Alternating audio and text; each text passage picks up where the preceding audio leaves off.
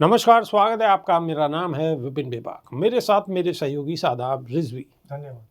Samajwadi party के राष्ट्रीय अध्यक्ष और कन्नौज से सांसद अखिलेश यादव ने भारतीय राष्ट्रीय कांग्रेस के नेता और लोकसभा में नेता प्रतिपक्ष के खिलाफ एफआईआर दर्ज कराने पर प्रतिक्रिया दी है। उन्होंने कहा है कि गांव-गांव में बाबा साहेब को पूजने वाले लोग हैं। सरकार को माफ़ी मांगनी चाहिए और शब्द वापस लेने चाहिए। माफ़ी मांगने वाला व्यक्ति बड़ा होता है। विवाद को स्पीकर के पास सुलझाना चाहिए था। सपा चीफ ने कहा है कि एक बात तो हम और आपको समझनी चाहिए कि मैं पिछले कई वर्षों से और ख़ासकर यूपी में देख रहा हूँ, बीजेपी का एक बहुत सोचा समझा मॉडल है। वह पहले असंवैधानिक और गैर कानूनी काम करते हैं और अगर आप विरोध करने आते हैं तो शासन और प्रशासन से आपके खिलाफ कार्रवाई कराते हैं। बाबा साहब न सिर्फ समाजवादियों बल्कि सभी के लिए वह पूजनीय है। आप किसी भी गांव में चले जाएं, लोग बाबा साहब को पूजते हैं। हर समाज के लोग उनको भगवान की दृष्टि से देखते हैं। इस तरह की भाषा गलत है। अमित शाह को माफ़ी मांगनी चाहिए। कन्नौज सांसद ने कहा है कि जो माफ़ी मांग लेता है वह बड़ा होता है। यह जो कलयुग आया हुआ है, लेकिन भगवान श्री राम के अलावा हमारे जो भगवान हैं, भगवान श्री कृष्ण हैं। तब कलयुग शुरू हुआ। आखिर वक्त जब उन्हें तीर लगा तो उन्होंने कहा था कि भूल जाना चाहिए। जिनके बयान से बाबा साहेब का अपमान हुआ उसे वापस लेना चाहिए। राहुल गांधी पर एफआईआर के मामले पर अखिलेश ने कहा है कि मैंने इसको लेकर स्पीकर से मुलाकात की है। संसद परिसर में स्पीकर सुप्रीम होता है। अब सोचिए, आप बीजेपी के लोग स्पीकर के ऊपर भी चले गए। ये लोकसभा का परिसर है। हम स्पीकर के पास बैठकर मुद्दे को सुलझा सकते थे। बिल्कुल। तो समाजवादी पार्टी के अध्यक्ष अखिलेश यादव ने सीधा सीधा गृह मंत्री अमित शाह को नसीहत दी है कि ये मुद्दा सुलझ सकता है, अब भी सुलझ सकता है। एफआईआर राहुल गांधी पे आप कर रहे हैं, ये इसका कोई समाधान नहीं है। आपको बाबा साहब के पे जो आपने टिप्पणी की है उसके लिए आपको माफ़ी मांगनी चाहिए। बिल्कुल। ये तो बेबाक जी वो प्रक्रिया यहाँ पर शुरू हो गई है। पाप करो पर्दा डालो, पाप करो पर्दा डालो, पाप करो पर्दा डालो। जब बात ईवीएम की आई थी तो इन्होंने नोटों की गड्डियां संसद में बिछवा दी थी। जब बात अडानी की आई थी तो इन्होंने दूसरा बखेड़ा खड़ा करा दिया था।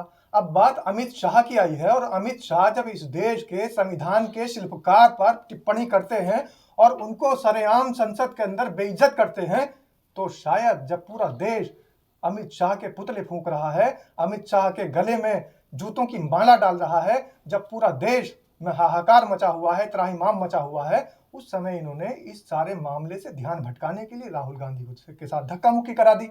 अब राहुल गांधी के साथ धक्का मुक्की जो कराने वाले लोग हैं वो खुद अपने मुंह से ये कबूल कर रहे हैं कि धक्का पीछे से आया था और राहुल गांधी आगे थे।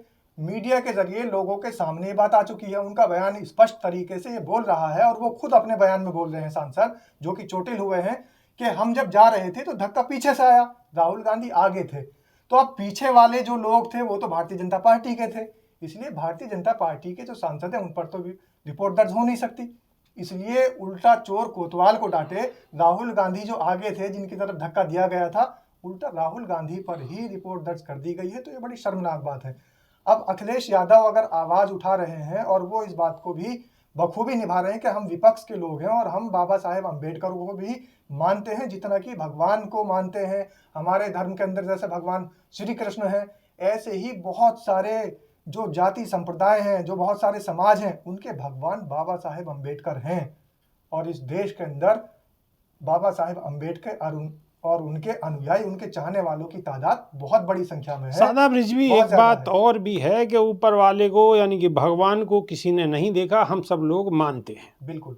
लेकिन बाबा साहब के जो कार्य हैं, जो उन्होंने संविधान की रचना की है, संविधान दिया है, उस संविधान के तहत ही हम बोल पा रहे हैं और आप सुन पा रहे हैं। पूरी व्यवस्था, देश की पूरी व्यवस्था उसी संविधान से चल रही है। बिल्कुल। तो उन लोगों के लिए, दलित, शोषित, वंचितों के लिए ये किसी भगवान से कम नहीं है। और अमित शाह ने, इस देश के गृह मंत्री ने बहुजन समाज के भगवान को और इस देश के संविधान के शिल्पकार को भरी सदन में बेइज्जत किया है। उनको माफी मांगनी चाहिए, बल्कि उनको इस्तीफा दे देना चाहिए और राजनीति भी छोड़ देनी चाहिए। यहाँ तक कि उनके लिए सजा का भी प्रावधान होना चाहिए, क्योंकि आज जिस संसद में वो बोल रहे हैं वो संसद उन्हीं बाबा साहब की देन है। और जिस संसद के अंदर वो शपथ जिस चीज की ले रहे हैं वो शपथ लेने वाली किताब भी बाबा साहेब की देन है। और जिस संसद में स्पीकर महोदय को बिठाकर उनके सामने उनके समक्ष अपनी समस्याओं को और देश को अग्रसर करने के लिए बातचीत करी जाती है और देश को अग्रसर पथ पर लाने के लिए जो विचारधाराएं चलाई जाती है, योजनाएं बनाई जाती है, उन योजनाओं को बनाने में, इस सदन की कार्यवाही में, सब में बाबा साहेब का योगदान है। तो बाबा साहेब को अगर वो भरी सदन में और सभी लोगों के माननीय स्पीकर साहब के साथ में सामने अपमानित करते हैं, तो स्पीकर महोदय को भी चाहिए था कि ऐसे सदस्य के विरुद्ध कड़ी से कड़ी कार्रवाई का प्रावधान होना चाहिए था। लेकिन अखिलेश यादव ने जो निशाना साधा है वो ये साधा कि स्पीकर महोदय ही सदन के सर्वोच्च पदाधिकारी हैं, लेकिन स्पीकर महोदय कोई निर्णय नहीं ले रहे हैं। स्पीकर महोदय का अभी तक कोई ऐसी उनके खिलाफ कार्रवाई का आश्वासन भी नहीं आया है। तो ऐसे मामले में विपक्ष का बाहर आना, विपक्ष के मुद्दे को उठाना और विपक्ष का सड़कों पर उतरना, विपक्ष का संसद में उतरना लाजमी है और जरूरी भी है। और ये भी संविधान के दायरे में है। और संविधान के दायरे में है और संविधान को बचाने की ही मुहिम है। ये जो बाबा साहेब को बचाने की मुहिम चल रही थी, अब आप ये देखिए कि बाबा साहेब की ताकत कितनी है। बेबाक जी, इस बात से आप अंदाजा लगा लीजिए कि इस देश के अंदर मणिपुर हिंसा हुई, हमारे देश के प्रधानमंत्री का कोई ट्वीट नहीं आया। इस देश के अंदर बड़े बड़े कारनामे हो गए, बड़े बड़े कांड हो गए, कोई ट्वीट नहीं आया। लेकिन जैसे ही गृह मंत्री बाबा साहेब अम्बेडकर को अपमानित करते हैं, तुरंत प्रधानमंत्री का ट्वीट आ जाता है और गृह मंत्री को खुद ये लिखना पड़ता है कि मेरी बात को तोड़ मरोड़ कर प्रस्तुत किया गया है। यानी अभी भी वो बच रहे हैं, बातों से भाग रहे हैं, अपमान कर चुके हैं। लेकिन अपमान करने के बाद जब वो देख रहे हैं कि देश उनके खिलाफ खड़ा हो चुका है, तो अब वो अपनी बात से मुकर रहे हैं। मुकरने की जगह अगर गृह मंत्री इस देश के हर व्यक्ति से माफी मांगते, इस देश के बहुजन समाज से माफी मांगते और बाबा साहेब को साक्षी मानकर उनसे माफी मांगते, तो देश शायद उनको माफ कर देता। अब तो उनको इस्तीफा दे देना चाहिए और राजनीति छोड़ देनी चाहिए। इस्तीफा दे देना चाहिए और राजनीति छोड़ देनी चाहिए। क्या अमित शाह ऐसा करेंगे, ये देखने वाली बात होगी। जब भी तो माफ़ी ही नहीं मांग रहे हैं, तो अभी संन्यास का या राजनीति छोड़ने का या और किसी चीज़ का तो कोई सवाल ही पैदा नहीं होता। अभी के लिए सिर्फ इतना ही। बहुत बहुत शुक्रिया, धन्यवाद, नमस्कार। धन्यवाद।